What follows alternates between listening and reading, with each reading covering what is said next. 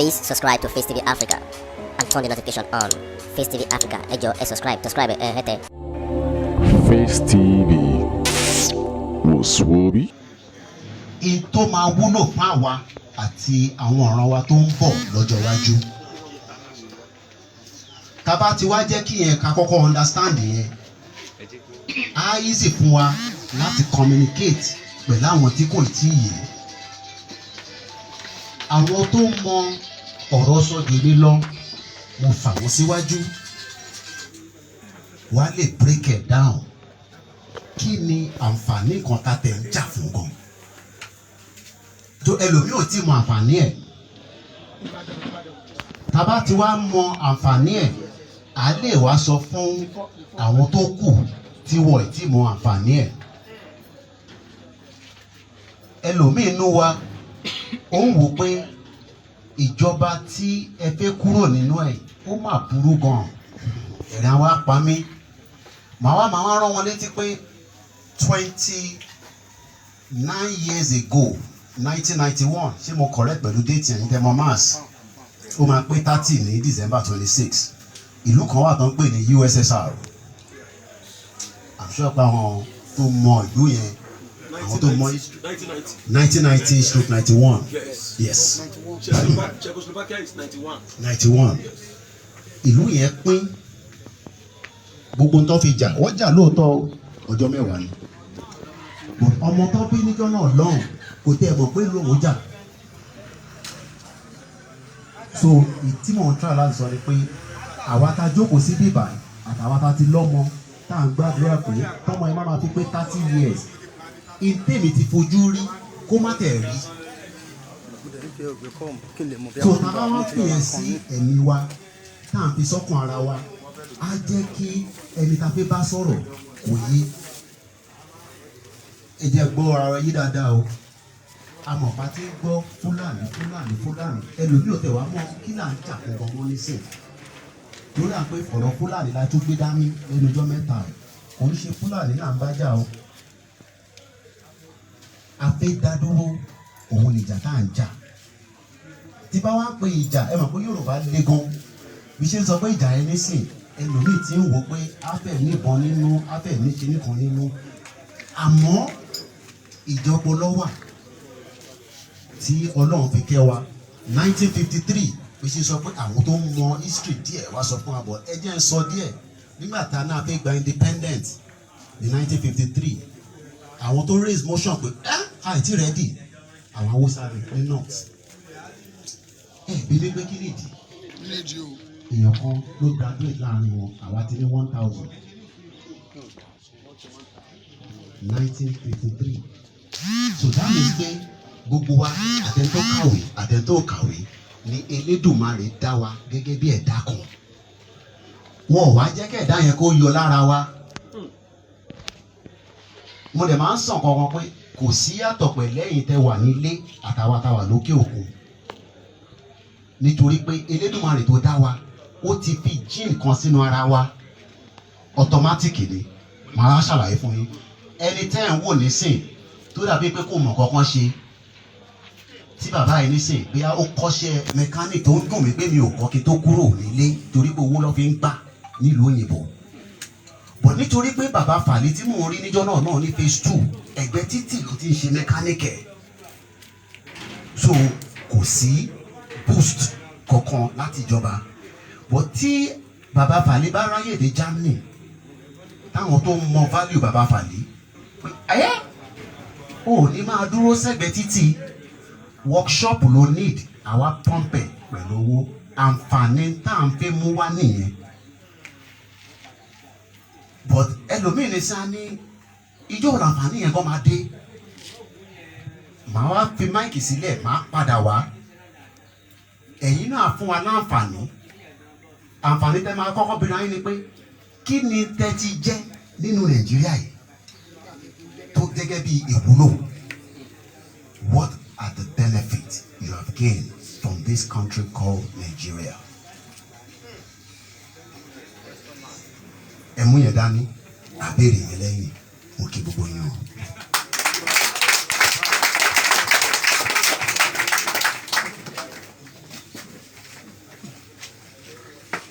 Oòduà Oòduà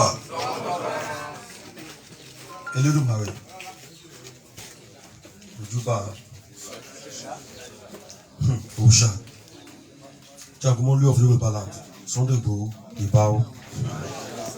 Gbogbo ẹ̀yin ọmọ káàró òjèrè tó lóríkì mo ṣèbà fún yín o. Ọ̀rọ̀ pèsè jẹ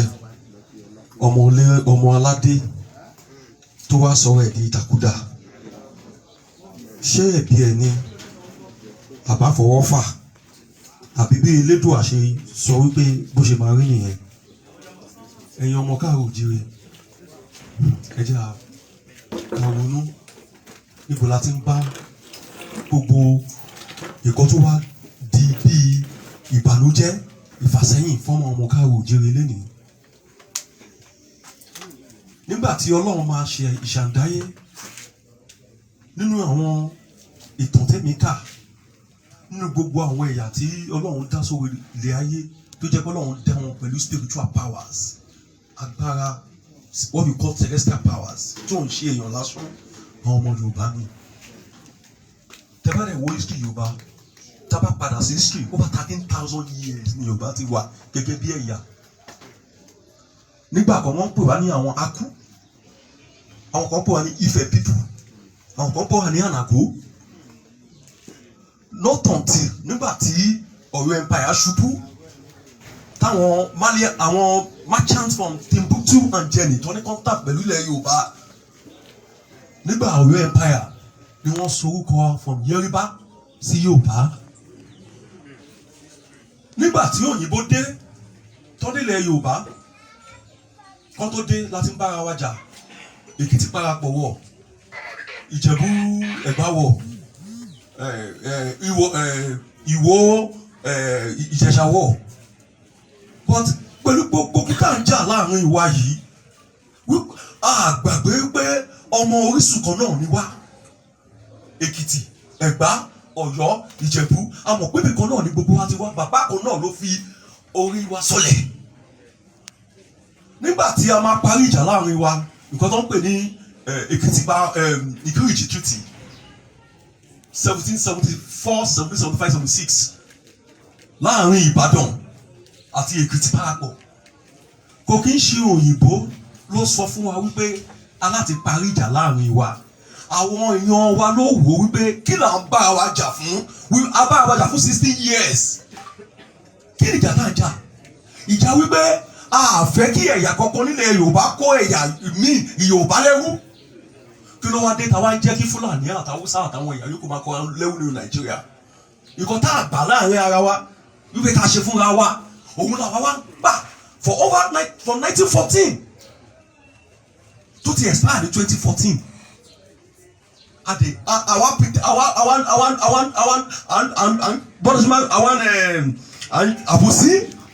Àbòsí irọ́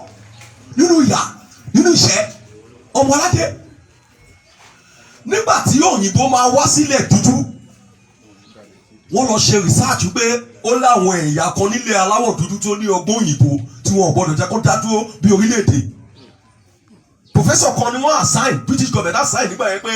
kọ́ lọ ṣe foundings yẹn nílẹ̀ aláwọ̀ dúdú. Nígbà tó máa délé àwọ̀ dúdú, wọ́n lọ káàkiri. Àwọn Mongo Park, London Brothers, àwọn kan lọ South Africa, àwọn kan lọ sí Uganda, wọ́n lọ káàkiri, wọ́n lọ ṣe foundings wọn. Nígbà tó máa submit report, káwọn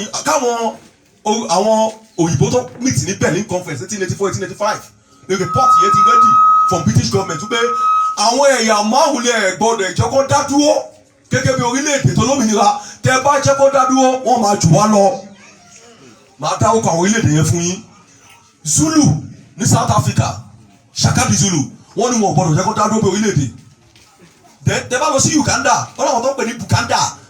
wọ́n ní wọn gbọ́dọ̀ jẹ́ kó dá dúró. Tẹ́ bá lọ sí Ghana, àwọn tó ń pè ní Ashanti, wọ́n ní wọn gbọ́dọ̀ jẹ́ kó dá dúró pé wọ́n ní ọgbọ́n àti òye òyìnbó. Tẹ́ bá wá sí ibi tó ń pè ní Nàìjíríà, location 419, wọ́n ní Yorùbá àti Biafra, àwọn Igbo, wọn gbọ́dọ̀ jẹ́ kó dá dúró because kò sí nǹkan táwọn fẹ́ kó nílẹ̀ aláwọ̀ dúdú tó yẹ pé táwọn máa wòye bá gba òmìnira, wọn ò ní jẹ́ kí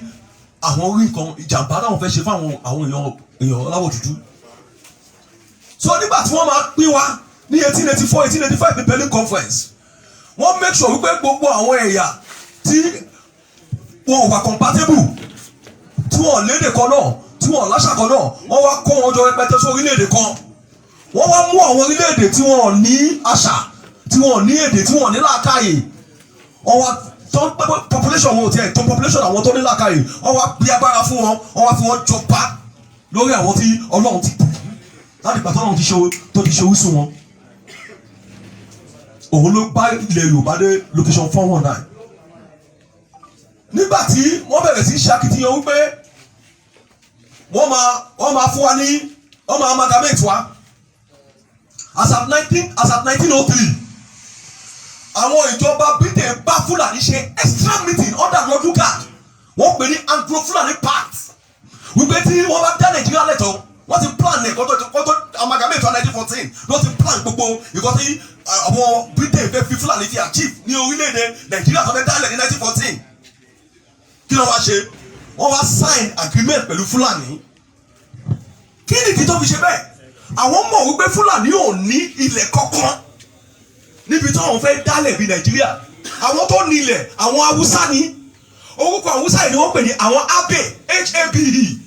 àwọn àti Yorùbá àjọ tán but history wa ò jẹ́ the same thing báwọn ṣe ń ṣe àṣà ìbílẹ̀ àṣà ìṣẹ̀ṣe làwọn náà ní tiwọn àwọn Fúlàní yìí tábà ti ṣẹ́gun Nàìjíríà problem Fúlàní ti tán so èyí tó bá mi sọ lẹ́ẹ̀kan Koiki tó sọ wípé àwọn èèyàn tí wọ́n ń sọ ìjàngbara lẹ Yorùbá ní pé ìjà Fúlàní gan Fúlàní mọ̀ pé Nàìjíríà ti fẹ́ pín lọ́sẹ̀ bẹ̀rẹ̀ kan tó ń ṣe tábà ti parí Nàìjíríà àti ṣẹ́gun Fúlàní completely kò sí Fúlàní mọ́ then gbogbo nǹkan tó lọ́wọ́ ti kọ́ mọ́lẹ̀ Yorùbá nígbà tó lọ́wọ́ ti ṣẹ̀dẹ̀ wa gbogbo àwa bù jáde ògo Yorùbá wa jáde síta ní gbogbo àgbáyé.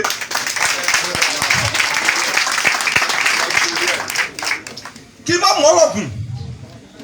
nígbà tí wọ́n máa kó wa papọ̀ ní 1914 òyìnbó ní òfin kan òyìnbó ò kì í fi òfin ṣeré pé tẹ́ bá sign any contract fáwọn tó jẹ́ bí lọ́ọ̀yà láàrin wa ń bíbá contract yẹn máa expire after 100 years ẹni tó ra ilẹ̀ lọ́wọ́ onílẹ̀ by 99 years lease ni ẹni yẹn ó lè make request láti gba ilẹ̀ padà so àtọ́ kó wa papọ̀ ní 1914 òyìnbó mọ̀ pé tó bá di 2014 Nàìjíríà máa expire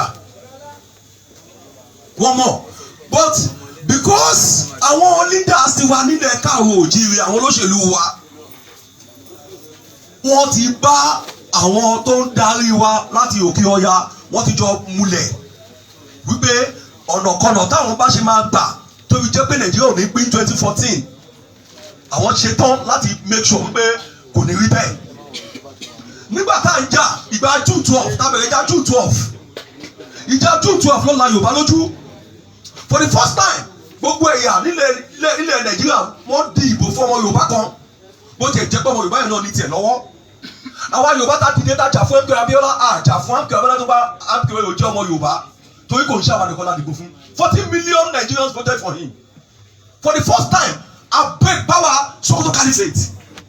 àti mẹ̀kúnnù àtọlọ́wọ́ àti gbogbo àtàlẹ́ lọ dìbò fún Abiola tó sọ pé òun máa yọ ìṣẹ́kù nínú láìfà àwọn ọmọ mẹ̀kúnnù kí ló wá ṣẹlẹ̀ nígbà June 12 àwọn èèyàn wa náà àwọn tí ò fẹ́ ká ní Oòduà nation yìí náà ló lọ bá wọn lọ́hùn pé Abiola ò kì í ṣe mẹsáyà wọ́n pa Abiola abẹ̀rẹ̀ ìjà June 12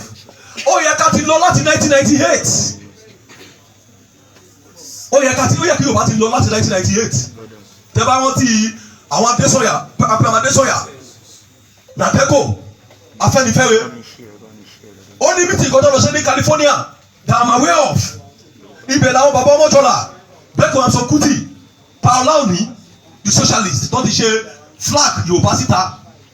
as far back as 1998 tó ti ṣe flag bàbá Ọmọjọ́lá ló set up committee tó ti ṣe flag yẹn under Oòduà liberation movement bí àsìkò ti tó kí Yorùbá máa lọ ìyẹn làwọn Haúsá rí tó fi tètè sáré lọ pé àwọn púpù yìí ti fẹ́ lọ àwọn táwọn máa fi mú Nàìjíríà dúró nìyí táwọn ò bá make effort láti make sure pé àwọn bẹ Yorùbá òun náà ṣe lọ mú Ọbásanjọ́ jáde nínú ẹ̀wọ̀n àti Olúfàlàyé tó fi gbà wípé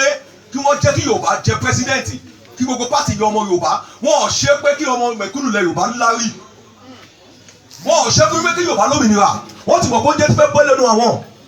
pé ọmọ Yorùbá ti fẹ́ gbogbo pé kìnìún ti dìde ẹ̀wọ̀n wo ló fẹ́ fojú kìnìún nínú igbó àwọn Yorùbá tí wọn ò fẹ́ ká lóòdù àlẹ́ ní tí wọ́n ń tako chief ọgbọ̀n àti ọ̀gá mi tó ìkìtó jókòó sí bàtà wọn yòókù tá à ń ṣàkitiyan káàkiri ní òtítọ́ àti ní òdodo àwọn yẹn náà tó jà lọ́ngbà yẹn náà ni wọn ò fẹ́ ká lọ́nsìn àwọn alálẹ̀ á fi ẹ̀jẹ̀ wọn wẹ̀. now níbi tó ọ̀rọ̀ wá dé sí ìsà òun ni wípé iṣẹ́ ti wá yá báyìí 90 days sọ fún wa ti expire 90 days á fún ìjọba alápapọ̀ ti expire nítorí pé 1999 constitution of ewu wansi Nigeria ti expired legally Nigeria ti expired so the only thing tó fi mú wá dúró ní election ẹ lọ selection tabada ti ń bá wọn selection ní ọdún mẹ́rin tá a bá wọn selection ní àyìnbá wà ní oko ẹwú yẹn màá ṣàlàyé fún yín so that màá jẹ́ kí bàbá mi kàn take over ó ní nǹkan tó yìnbó pè ní sovereignty ní wípé orílẹ̀-èdè ní independent and sovereignty yẹn ó ní political sovereignty ó ní legal sovereignty Nigeria ti expire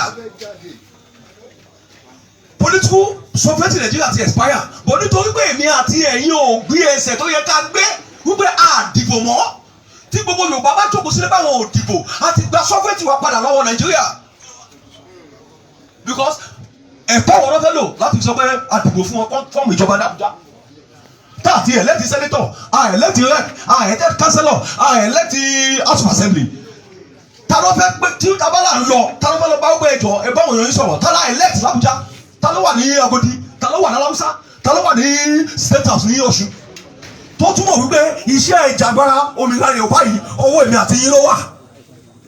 kò dé ṣọ̀wọ́ àbòsí kò ṣọ̀wọ́ kí ni sà kò ṣọ̀wọ́ àbòsí gbé òbá ọ lè pa gbé òbá ọ lè bù lẹ́sẹ̀ òun kọ́ à ń sọ ṣé a fẹ́ gbọ́ òmìnira àbí a fẹ́ kọ̀ntínú ní oko ẹrú. Tábà fẹ́ gbọ́ òmìnira ọ̀rọ̀ wa ló wà sí kò pẹ́ mọ́ tábà ti ní kò sí election 2023 kò sí election 2023 tábà ní pé ẹ̀yin tẹ́ wà ní Ìgbòkíá ẹ mobilize 1 million fún wa à ń bọ̀ wọ́n bá wọn sọ̀rọ̀ 10 o'clock náà máa pàdé by 7 o'clock àwọn ti wà ní Ìgbòkíá ká tó dé Ìgbòkíá ní 10 o'clock ẹ máa bẹ̀rẹ̀ meeting kí 1 million jókòó ní 9 o'clock ó ṣú ọ̀pẹ́ àrẹ́dùn láti gbòmìnira nìyẹn mo wá pinnu fún yín lágbára Elédùmarè wípé Yorùbá máa kó òlu Nàìjíríà for 2023 tàbá ṣètò wa Ọlọ́run àwọn wà lọ́wọ́ o.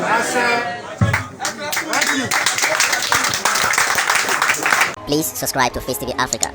and turn the notification on. Face TV Africa, ẹ jọ̀ọ́ ẹ subscribe hete. Face TV was Swoby.